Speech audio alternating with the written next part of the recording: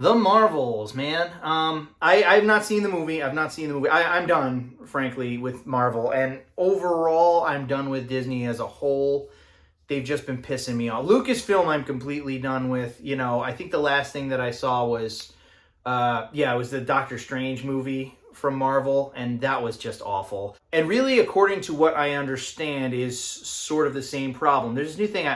I heard it first on Nerdrotic, and then I heard the Critical Drinker refer to it. I'm not sure if either of them coined the term, but it's going around the internet now. The hero's journey. Essentially, the hero's journey is like the hero's journey, except instead of overcoming something, falling, failing, continuing to fight until eventually winning and saving the day, essentially the hero's journey is she's special, she's perfect, she does nothing wrong, she has no personality flaws, and in the end, she's going to realize that she's even more awesome than she thought that she was, and she's going to use her awesomeness to just defeat everything. That's the hero's journey. I was watching, I think it was a Geeks and Gamers video, where they were basically saying that the reason why people are losing interest in this shit is because they keep on recycling the same character. Rey, who identifies as a Skywalker or whatever. Frickin' Mulan. Mulan, which, by the way, and I've mentioned this before, the old animated version from the 90s, that was a good story, about rising to the occasion and perseverance and defying all odds, and they managed to ruin it with the new movie. And once again, she had the power the whole time, she just had to unlock it. The new Doctor Strange movie, I love Sam Raimi, but that ending was pathetic. It's like this America Chavez chick gets what essentially amounts to a pep talk from Doctor Strange, and then all of a freaking sudden, that was all she needed, and then she just has the power. She could just open up portals wherever she wants, and not only can she open up portals, but she's powerful enough to fight Scarlet Witch, one of the most powerful, if not the most powerful Avenger or former Avenger ever in the MCU. Just lickety-split like that, she can go toe-to-toe with her? That's ridiculous. Get out of here with that. I mean, really, in essence, they kind of did that with the first Captain Marvel. I'm one of the few people out there who actually didn't mind the first Captain Marvel. I don't particularly care for Brie Larson, but I can put that aside to, view the movie objectively. I mean, I thought it was a little choppy in the beginning because it doesn't go with the typical Marvel origin of a superhero formula. Its structure was a little bit different, and thusly was a little confusing in the beginning. But then once it kind of found its footing, I thought that it was fine. I mean, I do get the argument though that it's once again she's all powerful. And I mean, to be fair, all right, and I've said this time and time again. I've said this multiple times on this channel, okay? As far as I am concerned, the MCU ended officially. There were a couple afterwards that were good, okay? Like Spider-Man, No Way Home. But technically speaking, the MCU universe ended when Tony Stark snapped his fingers.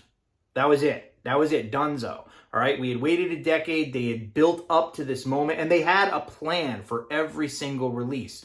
What they're doing now, it appears that they don't have a plan. It's the MCU now. And it's not even like they incorporate, the Critical Drinker brought up the point that it's not even like they just incorporate more female superheroes in a way that's respectful and kind of in line with what's been happening. It's just sort of they've just flooded you with all this content, all these TV shows. And that's another thing that I've heard about the Marvels, that in order to really understand or appreciate it, you have to have seen, Miss Marvel or something like that. So now they're getting to the point where it's you have to watch these massive amounts of shows to even understand what the hell's going on. It's just nobody's doing that anymore. And I mean, they might if the storytelling were a bit more interesting, but they've just gone completely off the rails with their, frankly, virtue signaling and just crappy storytelling. Basically, when you watch one of these movies, it's just like you're watching a billboard for third wave feminism, or masculism, as I like to call it. It's just it's in your face with the message, and they don't give a shit about the storytelling. And I don't understand that, because you're not getting any message across to anybody. And they can't go with the typical, like, oh, it's because men and the patriarchy and da-da-da-da-da that the Marvels is failing. That's not true, okay? Because all the people who talk about how important this is, about how, you know, this is like a step forward for women and da-da-da-da, they're not going out to see the movie. Women are not going out to see the movie. You have all these properties like Indiana Jones. It's like, let's make him look like an idiot and replace him with an obnoxious, preachy bitch. And we're just going to expect all the dudes who are going out to see this movie to like it. We're relying on the dudes to like it because the women aren't going to go and see an Indiana Jones film. It just doesn't make any sense. Hey, by the way, 60+% of the people who went out to see the Marvels were men.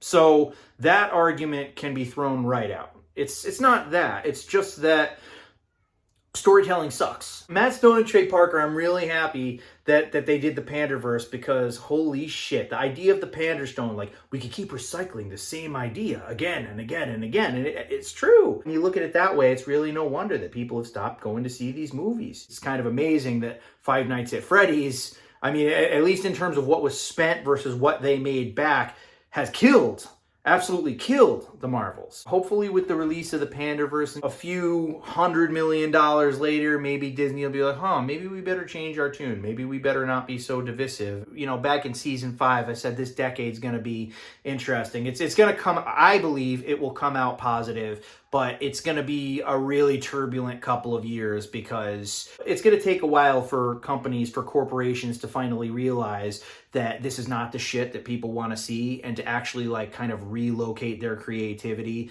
or frankly get conquered by alternatives. You know, I mean, Angel Studios is doing great right now. The Sound of Freedom, as much as they tried to sabotage that, people were going out to see it en masse. Now you've got the Daily Wire directly kind of competing with Disney with this new Snow White film that they're going to be doing with Brett Cooper. I hope that they're on their toes, and you know, they may double or triple or whatever down, but at the end of the day, the end result is going to be the same. They're either going to change their tune and make money, or they're going to stay on course and lose everything. But one thing that's guaranteed, it definitely won't be boring.